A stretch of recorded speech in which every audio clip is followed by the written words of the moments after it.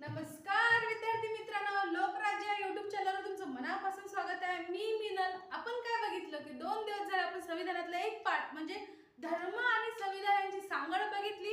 नंतर काय बघितलं आपण की संघराज्य प्रशासन प्रणाली व एकीकृत प्रशासन प्रणाली यातला फरक बघितला। आज काय बघणार आहे आपण, जो आपल्या भारताचा आत्मा आहे म्हणजेच काय सरनामा, आपल्या संविधानाचा सरनामा म्हणजे आपलं संविधान काय आहे। पूर्ण जर याची गोळाबेरीज केली, पूर्ण संविधानाच्या कलमाची 400 जे प्लस कलम आहेत त्या कलमाची गोळाबेरीज केली तर ती गोळाबेरीज काय होते, तर ते होते आपल्या भारताचा सरनामा।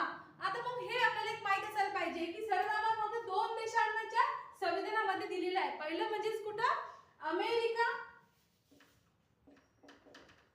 आणि दुसरं म्हणजे भारत। दुसरं म्हणजे भारत, समजलं का?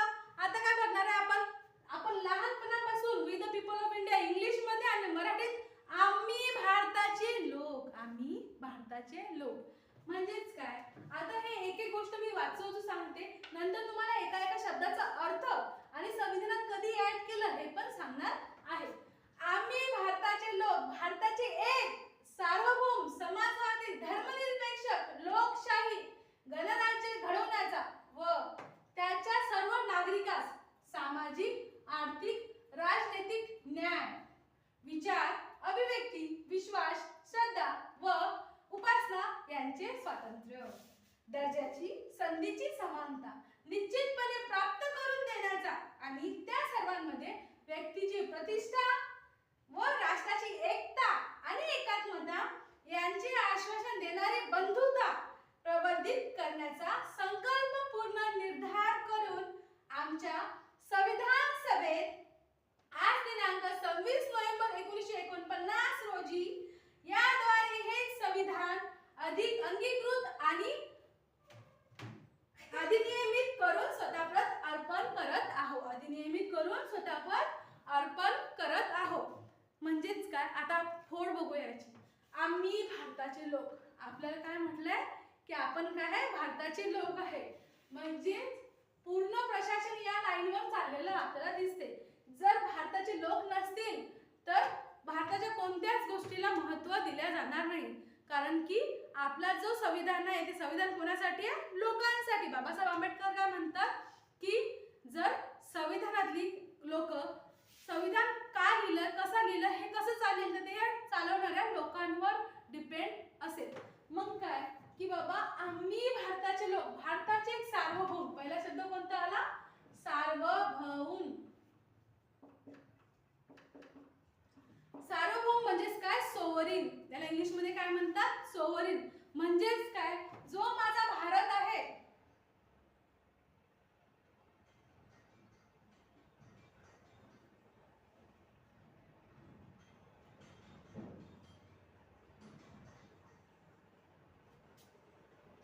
थोडा चुकला असेल, पण जो भारत आहे, जो भारताचे जे क्षेत्र आहे हे भारताचंच राहणार, कारण की इथपर्यंत आपल्या संसदचे अधिकार चालतील म्हणून याला म्हटलंय सार्वभौम। म्हणजे काल उठून चायनाला म्हटलं की दिल्लीवर मेरा राज चलेगा, तर ते चालणार नाही, कारण आपण काय एक सार्वभौम देश आहोत, सोवरीन कंट्री आहोत। म्हणून आपण पहिल्याच लाईन मध्ये आपल्या संविधान सभेत काय लिहिलं गेलं की वी आर सोवरीन कंट्री, म्हणजेच काय सार्वभौम देश आहोत। दुसरा कोणता आहे ते समाजवादी। दुसरा समाजवादी, आपण विविधतेने नटलेल्या भारतात जे समाजासारखे राहतो, विविधतेने नटलेल्या भारतात एका समाजासारखे राहतो म्हणून कसे आपण समाजवादी आहेत। प्रत्येक धर्माचा, प्रत्येक गोत्राचा एक व्यक्ती येऊन एकत्र राहतो, तर आपण कसे राहतो, समाजात राहतो।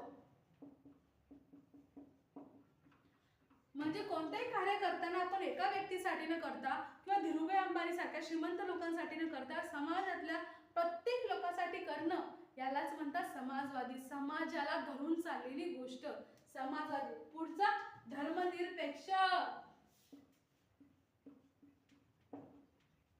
धर्मनिरपेक्ष म्हणजेच काय की माझ्या भारताचा कोणता एक धर्म नाही आहे, माझा भारत काय आहे तर हा विविधतेने नटलेला, विविध धर्मांनी मिळून मिसळून राहिलेला देश आहे। आपल्याला जी प्राचीन संस्कृती लागलेली आहे, जे आपल्याला आपली संस्कृती लागली, ती संस्कृती काय सांगते? We the secular country, we the secular country म्हणजेच काय? भारताचा कोणता धर्म नाही, माझा धर्म कोणता आहे? तर भारतीय हा माझा जन्मसिद्ध धर्म आहे.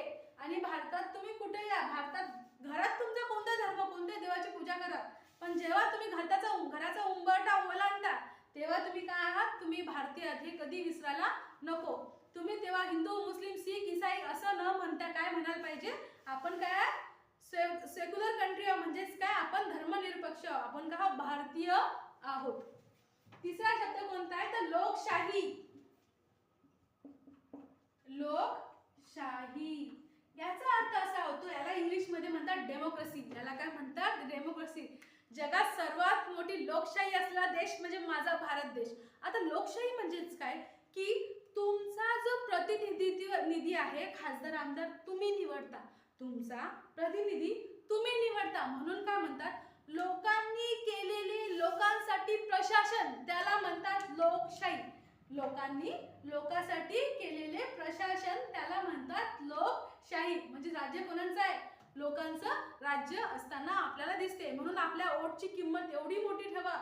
जो मतदानाचा अधिकार आहे ना, तो तुम्हाला लोकशाही सांगते, ते तुम्हाला लोकशाही दर्शवता येते. तर आपल्या वोटची किंमत कमी नका होऊ देऊ. पुढचा आहे गणराज्य म्हणजेच रिपब्लिक, म्हणजेच लोकांनी मिळून बनलेला, म्हणजेच काय? लोकांनी मिळून बनलेला. पाचवा कोणता आहे? गणराज्य. लोकशाही म्हणजे तुम्हाला तुमचे प्रतिनिधित्व निवडण्याचा अधिकार आहे, आणि गणराज्य म्हणजेच काय? की प्रत्येक व्यक्ती, तुम्ही बाहेर गेल्यावर तुम्हाला एक समाजात व्यवस्थित एक भारतीय नागरिक म्हणून जोपासणं, लोकांचं राज्य असतं, लोकांसाठी केलेली गोष्ट. कारण की जोही अधिकारी असेल, जोही गव्हर्नमेंट सर्वंट असो किंवा कोणताही अधिकारी असो किंवा कोणताही व्यक्ती असो, तो तुमच्यासाठी फक्त सेवा प्रोव्हाइड करतो. तुमच्यासाठी काय करतो? सेवा प्रोव्हाइड करतो. पुढचा काय आहे? सर्व नागरिकास. आपण भारताचे नागरिक आहोत. कशाने आहोत? तर जन्माने आपण भारतीय नागरिक आहोत, कर्माने आपण भारतीय नागरिक आहोत, समाजाने आपण भारतीय नागरिक आहोत. सामाजिक, आर्थिक आणि राजनैतिक न्याय. आता या तीन शब्दाचा आपण आपल्याला न्याय दिला. न्याय कोण देते? तर आपल्याला सर्वात मोठी संस्था दिलेली आहे, त्याला म्हणतात सर्वोच्च न्यायालय, सुप्रीम कोर्ट. आपल्याला कोणकोणत्या प्रकारचे न्याय आहेत? तर आपल्याला सामाजिक, आर्थिक आणि राजनैतिक न्याय. राजनैतिक न्याय. आता मला सांगा की तुम्ही कोणत्या समाजाचे आहे, पण तुम्ही असं कोणी म्हणते का तुम्ही की तुम्ही इलेक्शनला उभे राहू शकत नाही? तुम्ही संविधानात गेले तर तुम्ही या समाजाचे आहात, आपल्या सुप्रीम कोर्टात गेल्यावर तुम्ही या समाजात म्हणून तुम्हाला न्याय मिळणार नाही. आता थर्ड जेंडरचं बिल पास झालं, कारण की समाजात येताना तुम्ही जेव्हा इथे येता ना, तेव्हा तुम्ही फक्त स्त्री, पुरुष किंवा एक भारतीय म्हणून तुमची ओळख आहे. जगाच्या पाठीवर तुम्ही काय आहेत? फक्त एक भारतीय. ना तुम्ही स्त्री पुरुष आहात, ना तुम्ही धर्माचे आहात, ना तुम्ही कोणत्या वंशाचे आहात.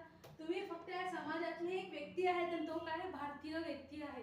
तुम्हाला आर्थिक न्याय आहे. तुम्ही म्हणजे भारतात कुठेही जाऊन व्यवहार करू शकता, कुठेही जाऊन व्यवहार करू शकता. कशामुळे? कारण की आपल्या संविधानाने आपल्याला ती संधी दिलेली आहे. संधीच आपल्याला अजूनही समजलेलं नाहीये की आपलं संविधान म्हणजे काय सोनं आहे. त्या सोन्याची आपल्याला खरंच पारख नाही. जे बाबासाहेब आंबेडकर किंवा आपल्या संविधान निर्मात्यांनी जे आपल्याला दिलंय ना, ते जेव्हा तुम्ही वाचाल ना, तेव्हा तुम्हाला त्याची किंमत समजेल. जो वाचतो तोच त्यांची पूजा करतो, कारण की विचारांची पूजा करणं हे काही चुकीचं नाहीये. राजनैतिक न्याय. तुमच्या गल्लीतलाही माणूस आमदार होऊ शकते, तुमच्या बाहेरच्या क्षेत्रातलाही माणूस म्हणजे मराठा क्षेत्र असो, इकडलाही असो, तर तो एक खासदार होऊ शकते. म्हणून तुम्हाला प्रत्येकाला काय? स्त्री पुरुष न बघता तुम्ही तुमचे जे अट पूर्ण करा, तुम्हाला राजनैतिक न्याय हा मिळेलच. आता काय आहे की बाबा राजनैतिक झालं, तुम्ही विचार, अभिव्यक्ती, विश्वास, श्रद्धा, उपासना यांची स्वातंत्र्य आहे. मला सांगा, तुम्ही 2 दिवसांना जर म्हटलं की बाबा पब्लिक मध्ये उभे आहे, तर तुमचे विचार मांडताय की मी भारताचा एक नागरिक आहे आणि मी असे आश्वासन देतो, तुमच्या विचाराला रोखणार कोणी आहे का? तर नाही. कारण की तुम्हाला विचाराचं स्वातंत्र्य आहे, पण विचार कसे असले पाहिजे? देशाला स्वरूप बनून असलेले पाहिजे. अभिव्यक्ती, तुम्हाला व्यक्त होण्याचं स्वातंत्र्य आहे. मी येऊन बोलतीये, तुम्हाला ऑनलाईन सांगतीये, मला अभिव्यक्त व्हायचं स्वातंत्र्य कोणी दिलं? तर माझ्या संविधानाने मला हे स्वातंत्र्य दिलंय. जर प्रत्येक ठिकाणी जर हे स्वातंत्र्य नसतं तर तुम्हाला बोलण्याचा पण अधिकार नसता. विश्वास, मला कोणावरही विश्वास मला कोणावरही विश्वास करण्याचा अधिकार आहे. मी कोणा क्षेत्रावर विश्वास करू शकते, मी कोणा व्यक्तीवर विश्वास करू शकते, मी संविधानावर विश्वास करू शकते, मी कशावरही विश्वास करू शकते. तो माझा वैयक्तिक संबंध आहे. मला कोणत्याही देवाला नतमस्तक होण्याची, श्रद्धा करण्याची, कोणावरही विश्वास ठेवण्याची स्वातंत्र्य कोणी दिलं आहे? तर माझ्या संविधानाने मला दिलेलं आहे. आणि याची उपासना करा, काही करा. मला 2 दिवसांनी सांगा, आपण भारतीय आहात, महाराष्ट्र, मला बाहेरच्या राज्यात अजून एवढं माहीत नाही, पण मी तुम्हाला सांगतो महाराष्ट्रात काय आहे की प्रत्येक ठिकाणी तुम्हाला प्रत्येक झाडाच्या खाली एक ना एक देव दिसते. गोटे घेतात, गोट्याला शेंदूर लावतात आणि देवाची म्हणून उपासना करतात. ती चुकीचं नाही आहे, मी याला अपोजही करत नाही. मी काय म्हणते, आमची श्रद्धा आहे ना, आमची श्रद्धा आहे, आमची वेस आहे, आमची श्रद्धा आहे, तर ही श्रद्धा जपण्याचा तुम्हाला कधी म्हटले कोणत्या गव्हर्नमेंटनी किंवा कोणत्या सरकारने म्हटले की हे उचला? म्हणूच शकत नाही, कारण की तुम्हाला त्याचा संविधान आहे, त्याचा अधिकार आहे. तो अधिकार कोणी दिलाय? तुमच्या सरनाम्याने, तुमच्या संविधानाने तुम्हाला दिलेला आहे. काय दिलेलं आहे? की मला श्रद्धा करण्याचा अधिकार आहे. मी कोणत्याही कलरचे वस्त्र बनवू शकते, मी कोणत्या क्षेत्रात, मला अष्टगंध लावण्याचा अधिकार आहे, मला न लावण्याचा अधिकार आहे. की माझी श्रद्धा आहे ती वैयक्तिक आहे आणि मला त्याचं स्वातंत्र्य कोणी दिलं? तर माझ्या संविधानाने दिलेलं दिसते. आता काय? दर्जाची व संधीची समानता. दर्जाची व संधीची समानता. एक सांगू, तुमच्याकडे स्किल असेल तर तुमचा फोन, जर तुम्ही आयफोन बनवत असाल, आयफोनचं सॉफ्टवेअर बनवत असाल, तर तुम्ही दर्जाची, तुम्हाला प्रत्येकाला समान दर्जा मिळते.